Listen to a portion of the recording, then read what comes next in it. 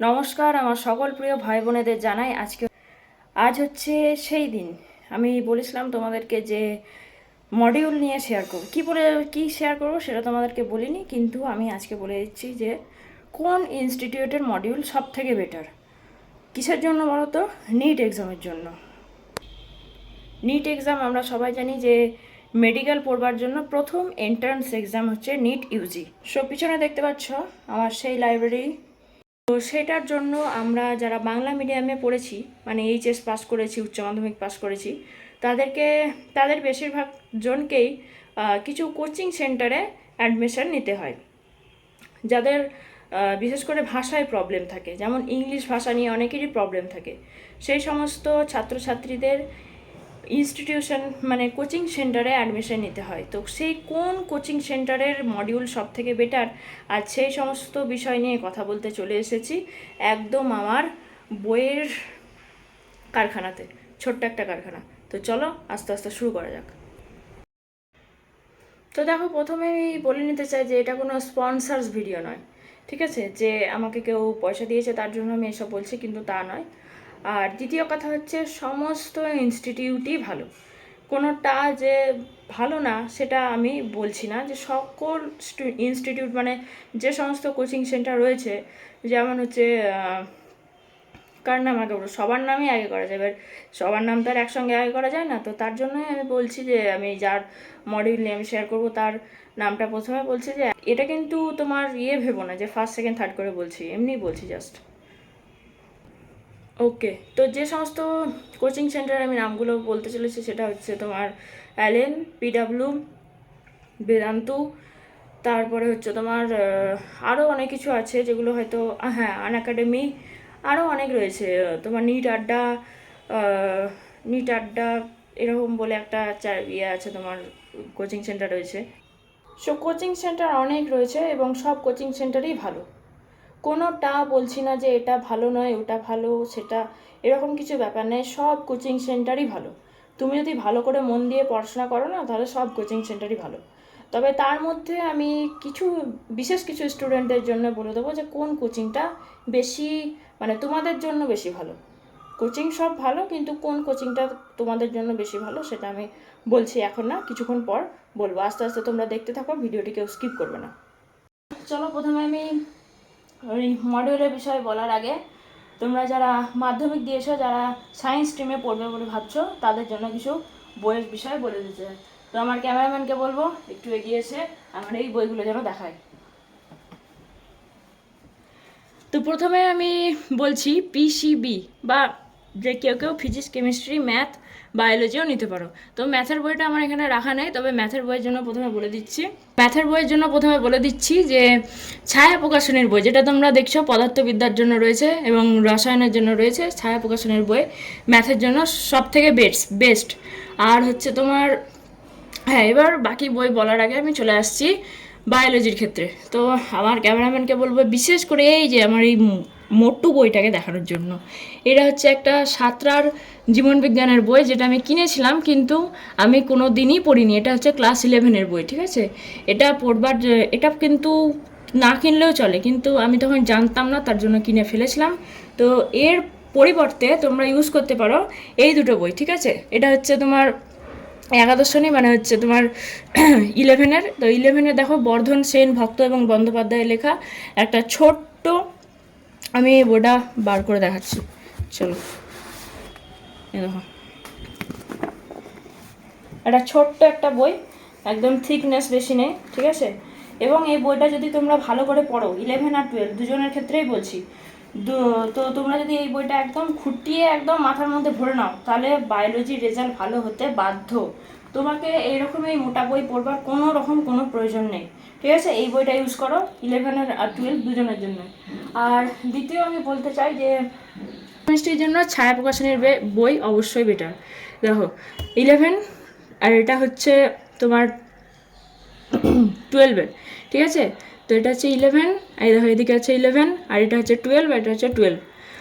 তো এই হচ্ছে বলার কথা। আর ম্যাথের জন্য তো আর একবার রিপিট করে দিচ্ছি, ম্যাথের জন্য এই বইটা নেই আমার কাছে, মানে বাড়িতেই আছে কিন্তু অন্য জায়গায় রাখা রয়েছে, ওটা আবার আমার আনা হয়নি। তো যাই হোক, ম্যাথের জন্য ছায়া প্রকাশনের বই ইজ বেস্ট, বলি যে যারা ইংলিশ মিডিয়ামে পড়বে বলে ভাবছো, মানে ইংলিশ মিডিয়ামে পড়েছো আর এইচএস পাস করবে ইংলিশ মিডিয়াম থেকে, তো তাদের জন্য তো আর কিছু বলার নেই। এনসিআরটি যে বুকগুলো হয়, হ্যাঁ, এনসিআরটির পার্ট 1 পার্ট 2 এই সমস্ত বুকস অবশ্যই ভালো। আর এনসিআরটি তোমার আবার এখানে দুটো বই মিক্সিং আছে, সেটা হচ্ছে তোমার বায়োলজি এনসিআরটি বুকস আমার আছে, কিন্তু ওটা যাই হোক আবার এখানে নেই। যেমন বললাম অঙ্কের বইটা এখানে নেই, ঠিক সেরকম। আচ্ছা চলো, যে বিষয়ে আমি আজকে বিশেষ করে কথা বলবো বলে এসেছি সেটা হচ্ছে মডিউল নিয়ে। কোন ইনস্টিটিউটের মডিউল সব থেকে বেটার? তা আমি বলছি যে সব ইনস্টিটিউটের মডিউলই সমান, মানে ভালো। কোনটা ভালো আর কোনটা খারাপ এটা আমি বলবো না, সবই ভালো, তবে কিছু কিছু স্টুডেন্টের জন্য কিছু মডিউল ভালো, সেটা আমি বলে দিচ্ছি। তো দেখো, আমি একবার বলেছিলাম যে আমি কিন্তু একবার কোচিংয়ের চক্রে ফেসেছিলাম, ঠিক আছে। যাই হোক, ফাঁসা বলবো, কারণ কি সেটা পরবর্তী ভিডিওতে তোমাদেরকে জানাবো। তো এখন দেখো, এই হাতে রয়েছে আমার অ্যালেনের ফিজিক্সের পার্ট 1। অ্যালেনের মডিউল কিন্তু অবশ্যই ভালো। আর এই বছর যা 2025-এর যা নিট কোশ্চেন দেখলাম, 2025-এর যে নিট কোশ্চেন আমি দেখেছি সেই অনুযায়ী তো আমি বলবো যে অ্যালেনের মডিউল খুবই ভালো ওই নিট কোশ্চেন অনুযায়ী। কারণ তোমাদেরকে দেখায় একটা পার্ট, আমার ক্যামেরাম্যানকে বলছি একটু ভালো করে ফোকাস করো যেন লেখাগুলো পড়তে পারা যায়। তো অ্যালেনের মডিউলে 3টে করে এক্সারসাইজ থাকে, এক্সারসাইজ 1, এক্সারসাইজ 2 এবং এক্সারসাইজ 3। তো সেই 3 যে কোশ্চেন, এই 3 কোশ্চেন টাইপ অনুযায়ী কিন্তু এই বছর ফিজিক্সের কোশ্চেন হয়েছিল। তবে আমি বলছি যে ফিজিক্সের কোশ্চেনের সাথে মানে এই বছরের যে মডিউলটা ছিল আর এই বছর মানে 2025-এ যে নিট কোশ্চেনে ফিজিক্সের কোশ্চেন হয়েছিল তার সাথে কিন্তু সেরকম কোনো মিল নেই। তবে তুমি যদি এই এক্সারসাইজ 3টা যদি প্র্যাকটিস করে যাও, আর যদি ওইদিকে তুমি বায়োলজি সময়ের মধ্যে কমপ্লিট করতে পারো, তাহলে অবশ্যই তুমি ভালোভাবে ফিজিক্স উদ্ধার করতে পারবে নিজে। এটা হচ্ছে তোমার কেমিস্ট্রি মডিউলও তাই সেম, এক্সারসাইজ 1, এক্সারসাইজ 2 এবং এক্সারসাইজ 3 যদি প্র্যাকটিস করে যাও, মানে 1 আর 2 কম্পালসারি করতেই হবে, তার সাথে যদি তুমি এক্সারসাইজ 3 প্র্যাকটিস করে নাও তাহলে আর তোমাকে দেখাইতে। আর বায়োলজির ক্ষেত্রে আমার ক্যামেরাম্যানকে একটু দেখাতে বলছি যে বায়োলজির ক্ষেত্রে তুমি দেখো। আচ্ছা, তো বায়োলজির ক্ষেত্রে তোমরা দেখো যে আমরা এনসিআরটি বুকটা পড়ি, মানে এনসিআরটি যে সমস্ত লাইনগুলো থাকে, তো এই মডিউলে একটা জিনিস ভালোভাবে লক্ষ্য করো যে দুটো মানে কালি ইউজ করা হয়েছে, একটা হচ্ছে নীল, একটা হচ্ছে ব্ল্যাক। তো এই নীল যেগুলো দেখছো এগুলো কিন্তু এনসিআরটির লাইন, ঠিক আছে। আর ব্ল্যাক যেগুলো দেখছো এগুলো কিন্তু অ্যালেনের দেওয়া, মানে অ্যালেনের মডিউলে থাকা এক্সট্রা লাইন। তবে এক্সট্রা লাইনগুলো পড়বে, ভালো লাগবে। আর নীল যে ব্লু যে লাইনগুলো আছে সেগুলো কিন্তু অবশ্যই ভালোভাবে পড়তে হবে, এটা কিন্তু সমস্ত এনসিআরটি লাইন। আর কোশ্চেন বিষয়ে আমি দেখাতে চাই কিছু।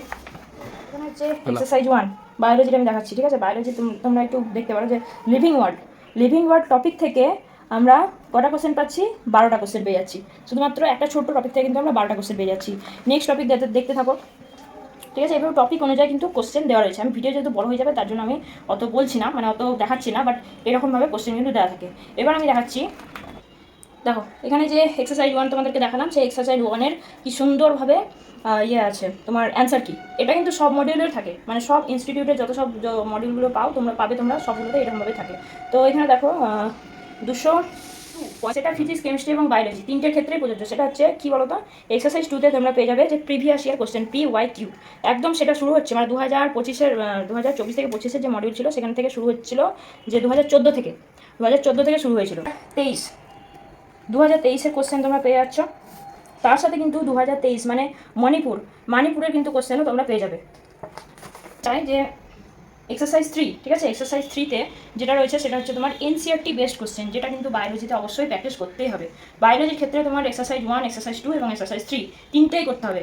আর ফিজিক্স কেমিস্ট্রির ক্ষেত্রে যদি তুমি ওই এক্সারসাইজ 1 আর 2 তো করবেই, তার সাথে 2টা বেশি ভালো করে করবে। আর তার সাথে কিন্তু এক্সারসাইজ 3টা যদি তুমি করে নিতে পারো, তাহলে এই বছর যে নিটের কোশ্চেন এসেছিল ওটা আরামসে করে দিতে পারবে। একটা বই দেখিয়ে নিতে চাই যেটা আমার খুবই পছন্দের ছিল অ্যালেনের, সেটা হচ্ছে এই নিট ইউজি তোমার 10 ইয়ার্সের কোশ্চেন একটা বইয়ে আলাদাভাবে দেওয়া থাকতো। এটা কিন্তু ইংলিশ ল্যাঙ্গুয়েজে ছিল।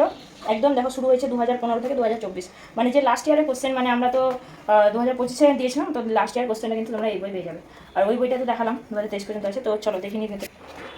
শুরু হয়েছে দেখো প্রথমে কিন্তু 2024 পেয়ে যাবে, মানে লাস্ট ইয়ারের কোশ্চেনটা কিন্তু প্রথমে দেওয়া থাকে। তারপরে দেখো একদম শেষ হয়েছে 2015, আর ওই বইটাতে তো 2014 কোশ্চেন পেয়েই যাচ্ছ। প্লাস এটাতে যেটা দেওয়া থাকে সেটা হচ্ছে অ্যানালাইসিস করতে পারবে, তুমি অ্যানালাইসিস করতে পারবে যে কোন চ্যাপ্টার থেকে কোন বছর কতগুলো কোশ্চেন এসেছিল, মানে তুমি নিজে এটা দেখে অ্যানালাইসিস করে নিতে পারবে। ফিজিক্সের এটা করতে পারবে, আর এদিকে হচ্ছে বায়োলজি অ্যানালাইসিস করতে পারবে, ঠিক আছে। একদম সেম টু সেম সেইভাবে দেওয়া থাকবে, ঠিক আছে। এটা হচ্ছে কোশ্চেন, আর এর শেষে একদম পেয়ে যাবে প্রত্যেকটা কোশ্চেনের, প্রথমে দেওয়া থাকবে হচ্ছে অ্যান্সার কি, তারপরে পেয়ে যাবে প্রত্যেকটা কোশ্চেনের ব্যাখ্যা। একদম সুন্দরভাবে প্রত্যেকটা কোশ্চেনের ব্যাখ্যা আছে, ফিজিক্সের নয় শুধু, ফিজিক্স কেমিস্ট্রির সব। আর বায়োলজির ক্ষেত্রে যেটা দেওয়া আছে সেটা বলে দিই, সেটা দেখায়। এরকম বায়োলজির ক্ষেত্রে যেটা আছে, বায়োলজির ক্ষেত্রে হচ্ছে এই এনসিআরটি মানে 11 না 12 কোন ক্লাসের এনসিআরটির কত পেজ নাম্বারে আছে এই টপিকটা, মানে এই কনসেপ্টটা, সেটা কিন্তু একদম মেনশন করা আছে। তো এই বইটা আমি যখন এক্সামের জন্য প্রিপারেশন নিয়েছিলাম তখন আমি এই বই, আমার এই বইটা খুব পছন্দের ছিল। Okay, bye.